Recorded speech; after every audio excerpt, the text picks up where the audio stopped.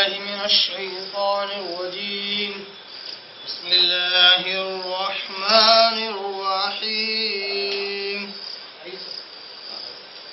الحج أشهر معلومات فمن فرض فيهن الحج فلا رفث ولا فسوق ولا جدال في الحج وما تفعلوا من خير يعلمه الله وتزودوا فإن خير الزاد التقوى واتقون يا أولي الألباب صدق الله العظيم نحمده ونصلي على رسوله الكريم اما بعد تمام قسم کی حمد و ثنا تعریف کبریائی بڑائی اسی اللہ وحدہ لا شریک کے لیے لائق اور زیبا ہے جو ساری کائنات کا خالق مالک میرا اور آپ کا مربی ہے اسی اللہ کے لیے ساری تعریفیں ہیں جو غفور ہے غفار ہے کریم ہے ستار ہے اور جس کے آپ کے میرے آقا دو جہاں کے سردار الانبیاء پر کروڑا کروڑ انگنت بے شمار درود و سلام صلی اللہ علی محمد وسلم. قابل احترام بزرگوں، عزیز دوستوں، نوجوان ساتھیوں، میرے پردہ نشین ماں اور بہنوں، آج میں نے قرآن مجید کی ایک آیت کی تلاوت کی ہے اور یہ آیت سورہ بقرہ سورہ نمبر 2 پارہ نمبر 2 رکو نمبر 25 کی سب سے پہلی آیت ہے، آیت نمبر 197. یہ آیت بھی حج کے اور عمرے کے مسائل کے تعلق سے ہی ہے. اللہ تبارک تعالیٰ اس آیت میں کہتا ہے الحج اشہر معلومات، الحج اشہر معلومات، الحج، اور یہ جو حج ہے الف لام لگنے کی وجہ سے خصوصیت کے ساتھ حج کی طرف اشارہ ہوا. الحج یعنی حج کے تعلق سے اللہ تبارک تعالیٰ کوئی خاص بات بیان کر رہا ہے. کہتا ہے الحج، اور یہ جو حج کیا جاتا ہے جس کا تذکرہ اوپر گزر چکا ہے، اشہر معلومات، اشہر شہر کی جمع، مہینے کی جمع بہت سارے مہینے. الحج اشہر معلومات، یہ جو حج ہے جو کیا جاتا ہے اس کے مہینے معلوم ہیں. جن مہینوں میں حج کیا جاتا ہے وہ مہینے معلوم ہیں. اس آیت کے پہلے ٹکڑے سے معلوم ہوا کہ حج کے مہینے کچھ خاص مقرر ہیں. چاہے عمرہ سال بھر میں کبھی بھی کرے مگر حج کے لیے کچھ خاص مہینے مقرر ہیں. الحج اشہر معلومات. اسی کے تعلق سے حضرت ابن عباس رضی اللہ تعالیٰ عنہ کا ایک قول ہے صحیح بخاری کے اندر. حضرت ابن عباس رضی اللہ تعالیٰ عنہ کہتے ہیں کہ الحج اشہر معلومات یعنی ہی شوال ذو القعدہ وعشر من ذی الحجہ. حضرت ابن عباس رضی اللہ عنہ صحیح بخاری کے حدیث کے اندر کہتے ہیں کہ اشہر معلومات یعنی وہ مہینے جو حج کے لیے طے ہے معلوم شدہ ہے وہ کیا ہے؟ وہ شوال کا پورا مہینہ ہے، ذی القعدہ کا پورا مہینہ ہے، وہ عشر من ذی الحجہ اور ذی الحجہ کے 10 دن ہیں. صحیح بخاری حدیث ہے. اس حدیث سے معلوم ہوا کہ بالخصوص حج کے ایام جن میں احرام باندھنا چاہیے حج کا وہ یہ 2 مہینے اور یہ 10 دن ہے. آگے اللہ تعالیٰ کہتا ہے فَمَنْ فَرَضَ فِيهِنَّ الْحَجَّ فَلَا رَفَثَ وَلَا فُسُوقَ وَلَا جِدَالَ فِي الْحَجِّ. بڑی اہم آیت ہے، اتنی اہمیت والی آیت ہے کہ جو لوگ حج کی نیت کرتے ہیں، حج کا ارادہ کرتے ہیں، وہ اس آیت کو یاد دہانی کر لیں، اس آیت کو یاد کر لیں، ذہن نشین کر لیں. اس آیت کے بغیر حج مکمل ہوگا ہی نہیں. اس آیت کے معنی مفہوم کو سمجھے بغیر حج پورا نہیں ہوگا. اللہ تعالیٰ کہتا ہے فَمَنْ فَرَضَ فِيهِنَّ، اور جو کوئی بھی فرض یعنی فرض کر لے، اپنے پر لازم کر لے، اپنے پر واجب کر لے، پکی نیت کر لے. فیہن کا اشارہ حج کے ان مہینوں کی طرف ہے جن کا ذکر اوپر ہوا.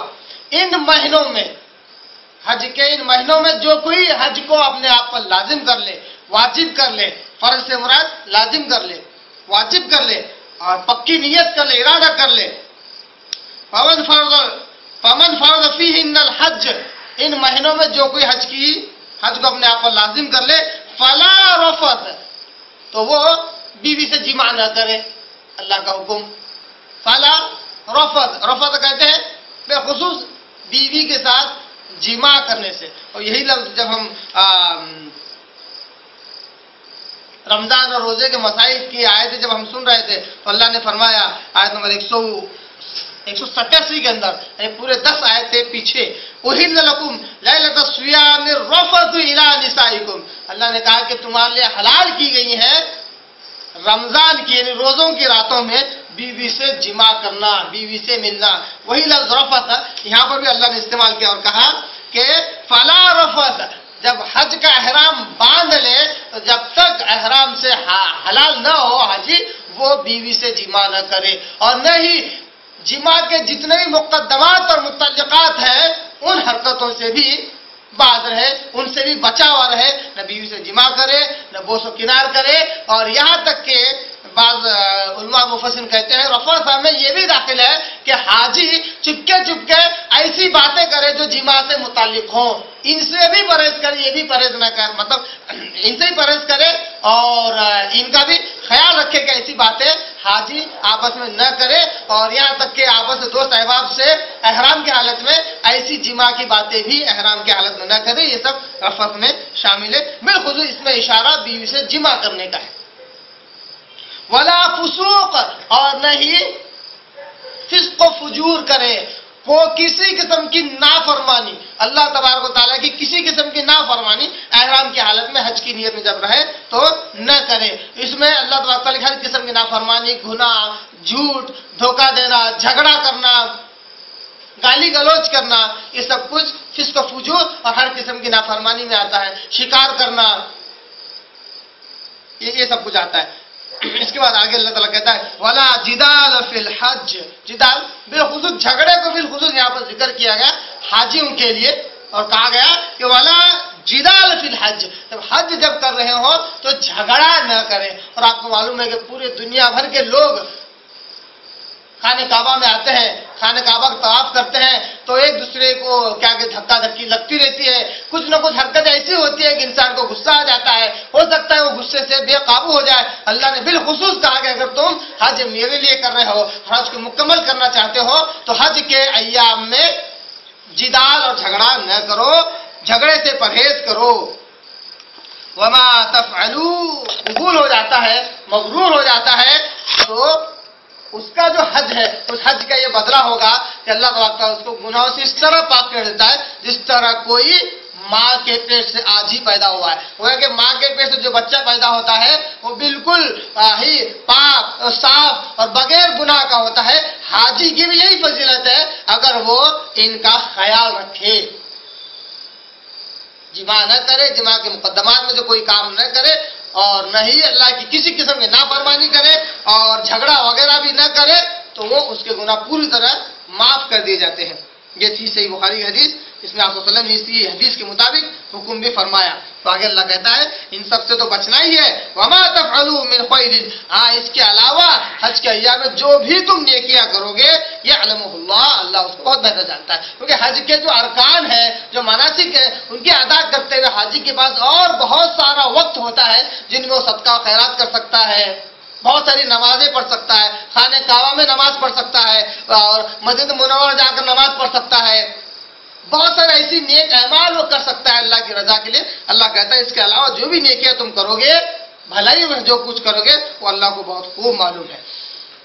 यहाँ पर तो है। इसके बाद आगे एक टुकड़े में अल्लाह ताला कहता है इसी से जुड़ी हुई बात मगर एक अलग अंदाज से अल्लाह कहता है वह तज़व्वदू, अल्लाह तबारक का हुक्म है, ये अल्लाह ताला का ये हुक्म है। वो तज़व्वदू,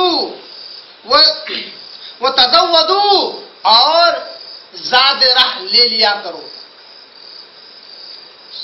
हज के सफर के लिए जो तोशा मयस्सर हो तुम्हारे पास उसको ले लो। जब हज के लिए निकलो तो खाली हाथ न निकलो, अपने घर से लेकर पूरा हज और हज के पूरे मनासिक पूरे अरकान करके वापस घर तक आओ اس کا انتظام کر لیا کرو، یہ اللہ کا حکم ہے۔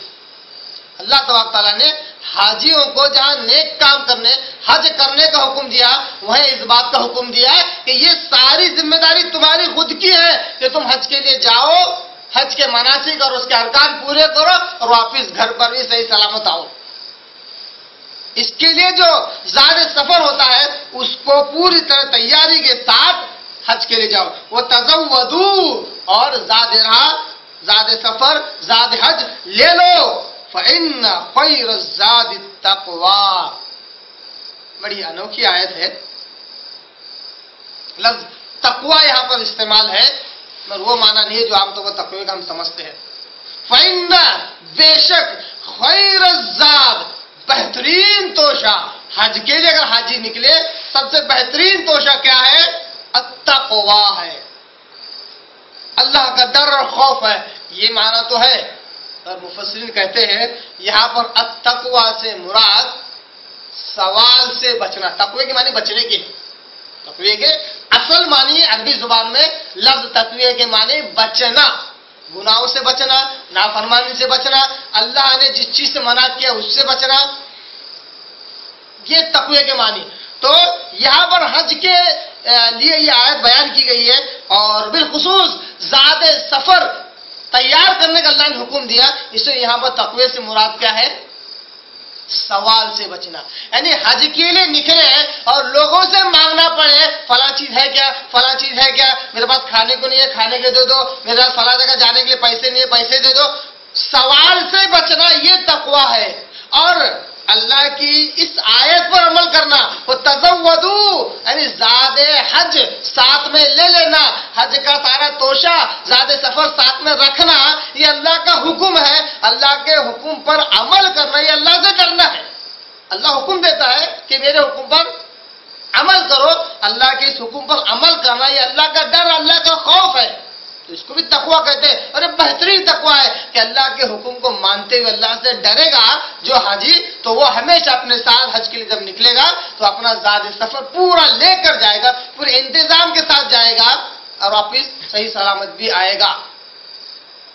تو اللہ نے کہا فإن خیر الزاد التقوی، بہترین تقوی یہ ہے کہ انسان اللہ کا ڈر رکھے اور اس حج کے درمیان کسی سے مانگے نہیں۔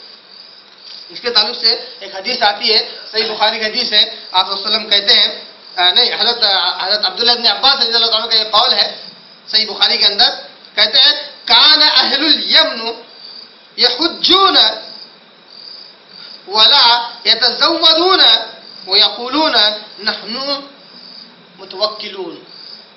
حضرت ابن عباس رضی اللہ تعالیٰ عنہ اسی حدیث کے اس ٹکڑے کو بیان کرتے ہوئے، اس کی تفسیر بیان کرتے ہوئے کہتے ہیں کہ اہل یمن میں کچھ لوگ ایسے تھے کہ وہ کیا کرتے تھے؟